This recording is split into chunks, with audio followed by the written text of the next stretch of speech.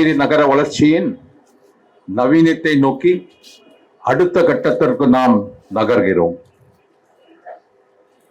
மத்திய அரசின் உதவியோடு புதுச்சேரி ஸ்மார்ட் சிட்டி மேம்பாட்டு திட்டத்தின் கீழ் பஸ்ஸுகள், ரிக்ஷாக்கள், bus depot, smart bus stand போன்ற சேவை வசதிகளை பொதுமக்களின் பயன்பாட்டிற்காக தொடங்கி வைப்பதில் நான் பெரும் மகிழ்ச்சி அடைகிறேன்.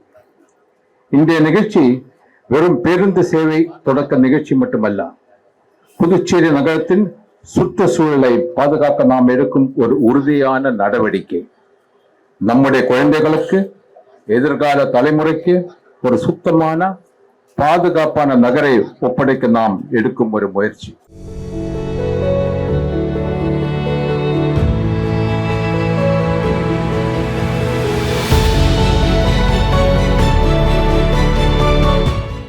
இதுவரை மொத்தம் 620 கோடி 620 crores மதிப்பிலான 82 ஸ்மார்ட் சிட்டி திட்டங்களுக்கு மத்திய அரசு ஒப்புதல் அளித்து இருக்கிறது. அதில் 50%, அதாவது 130 கோடி மத்திய அரசின் பங்கு.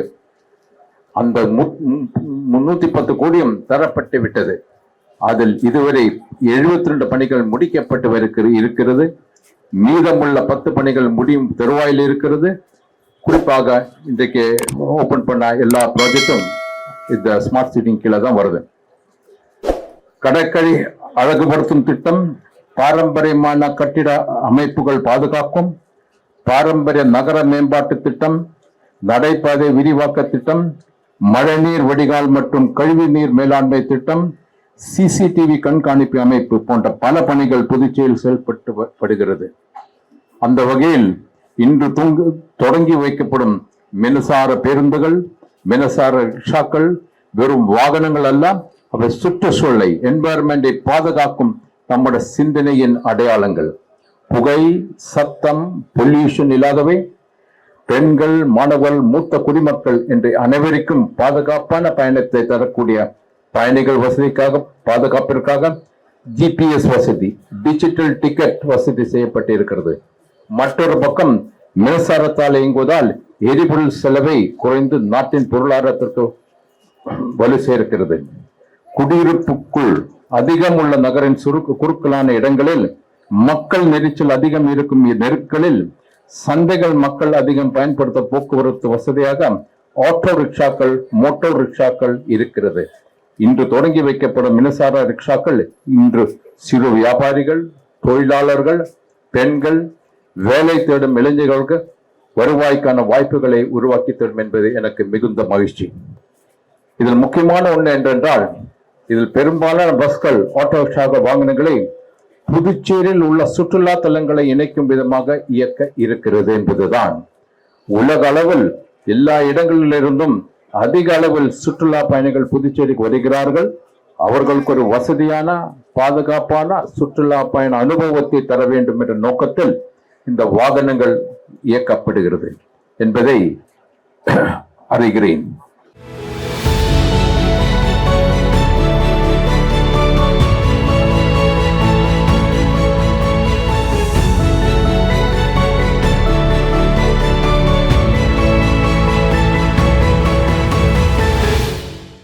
பொலிவூர் நகர திட்டத்தின் கீழ் புதிய பேருந்துகள் இயக்கப்பட வேண்டும் என்பது. குறிப்பாக மாசு இல்லாத நிலை அவை இருக்க வேண்டும். புகை இல்லாத பேருந்துகள் இயக்கப்பட வேண்டும். அதுதான் மின் பேருந்துகள். சொன்னது மாதிரி புகை இல்லாத, காற்று மாசுபடுத்தப்படாத பேருந்துகள் இயக்கப்பட வேண்டும் என்பது நம்முடைய எண்ணம். அதற்கான நிதி ஒதுக்கி கொடுக்கப்பட்டது. இப்பொழுது 25 பேருந்துகள் இன்று இயக்கப்பட்டு இருக்கின்றது. 25 பேருந்து, மின் பேருந்துகள். 38 ரிக்ஷா, பெண்களுக்கான ஆட்டோ ரிக்ஷா கொடுக்க இருக்கின்றது. மேலும் பல புதிய பேருந்துகள், சுமார் 75 பேருந்துகள் வாங்கப்பட இருக்கின்றது. இது நம்முடைய அரசு பொறுப்பேற்ற பிறகு மக்களுக்காக கொண்டு வந்த நம்முடைய பாரத பிரதமருடைய பொலிவு நகர திட்டத்தின் கீழ் கொடுக்கப்பட்ட ஒன்று.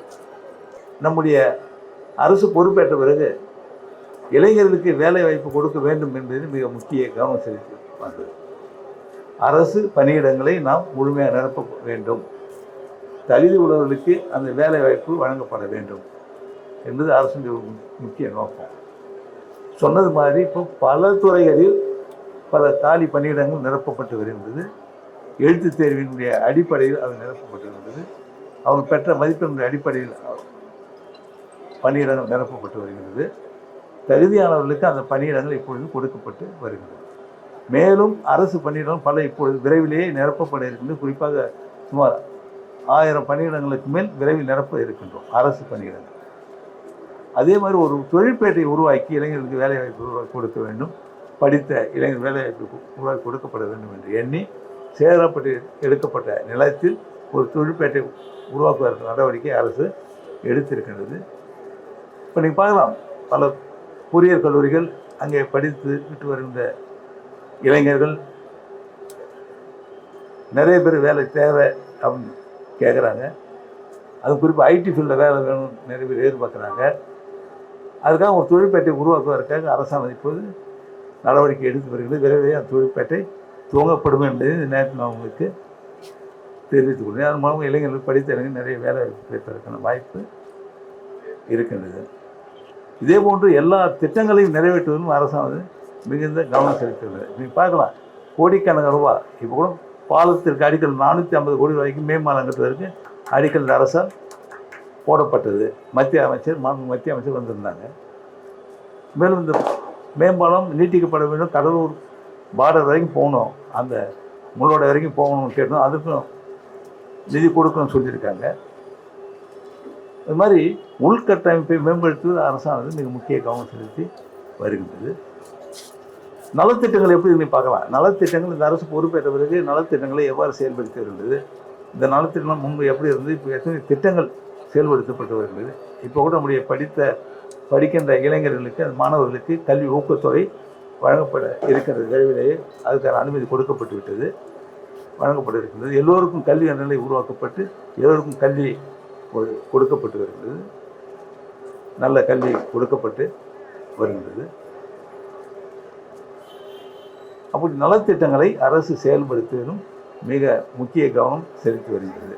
நலத்திட்டங்கள் குறித்த நேரத்தில் நலத்திட்டங்கள் மக்களிடம் சென்றடைய வேண்டும் என்பதில் அரசுக்கு மிகுந்த கவனம் உண்டு, அதை கவனம் செலுத்தி வருகிறது. இப்படி எல்லா திட்டங்களையும் இந்த அரசு குறித்த நேரத்தில் செயல்படுத்தி வருகிறது.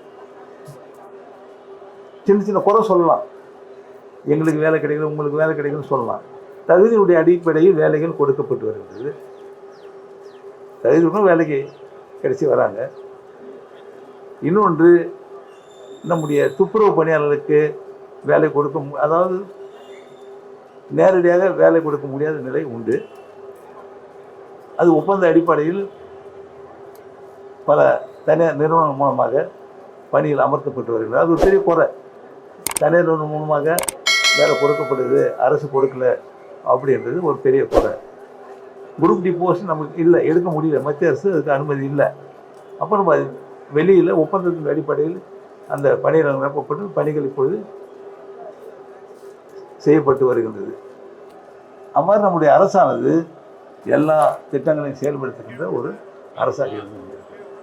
இப்போது இந்த பேருந்து, இந்த மின் பேருந்து இயக்குவதன் மூலமாக நம்முடைய மக்கள் கேட்ட கோரிக்கைகள் நிறைவேற்றப்பட்டிருக்கின்றது. விரைவில் 100 பேருந்துகள் இயக்குவதற்கு நடவடிக்கை எடுக்கப்பட்டிருக்கிறது. இப்போ நம்முடைய பேட்டையில் பணி செய்கின்ற ஓட்டுநர்கள், ஊழியர்கள் இதெல்லாம் இன்னும் சந்திக்கும் பொழுது நடிகர் சொல்லுவேன், நீங்கள் அதிக லாபம் ஈட்டிருந்தீங்கன்னா உங்களுக்கு சம்பளம் நிறைய கிடைக்கும், போனஸ் கிடைக்கும், நிறைய வாய்ப்பு இருக்குது, நீங்கள் நல்லா வேலை பாருங்கள் அப்படின்னு சொல்லுவேன்.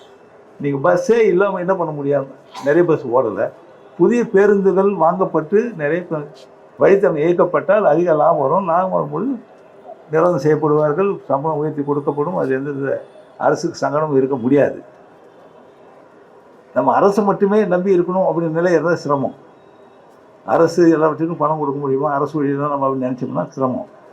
அப்போ ஒவ்வொரு பொதுத்துறை நிறுவனத்திலும் பணியாற்றுகிறவங்க அந்த பொதுத்துறை நிறுவனங்கள் அதிக லாபத்தில் வர வேண்டும் என்று பணியாற்ற வேண்டும். அப்படி பணியாற்றினால் நிச்சயமாக லாபம் வரும். லாபம் வரும்போது குறித்த நேரத்தில் பணியிடம் செய்யப்படுவார்கள், சம்பளங்கள் உயர்த்தி கொடுக்கப்படும், அவருக்கு தேவையான உதவிகள் செய்யப்படும். இப்போ நமக்கு 25 இந்த மின் பேருந்து வந்துருக்குது. அடுத்து 100 பேருந்து வர இருக்கின்றது. பிஆர்டிசி மூலமாக பல பேருந்துகள் வாங்க இருக்கின்றோம். அப்படி வரும்பொழுது அது வருகின்ற லாபங்கள் உயரும் பொழுது நிச்சயமாக பணியிடம் சம்பள உயர்வுகள் எல்லாம் அவர்களுக்கு கிடைக்கும் என்பதை நான் இந்த நேரத்தில் உங்களுக்கு கூறிக்கொள்ள விரும்புகின்றேன். நம்முடைய சட்டமன்ற உறுப்பினர் நீங்கள் சொல்லும் பொழுது தொகுதி சட்டமன்ற உறுப்பினர் சில குறைகளை சொல்லியிருந்தாங்க. அரசு அதை கவனத்தில் எடுத்துக்கொள்ளும். எப்படி இந்த பணிகள் ஒப்படைக்கப்பட்டது, நிறுவனத்திடம் ஒப்படைக்கப்பட்டது என்பதையெல்லாம் விளக்கமாக அவர்களுக்கு தேவையான நேரத்தில் குறித்த நேரத்தில் விளக்கம் கொடுக்கப்படும் என்பதை இந்த நேரத்தில் உங்களுக்கு கூறிக்கொள்ள விரும்புகிறேன்.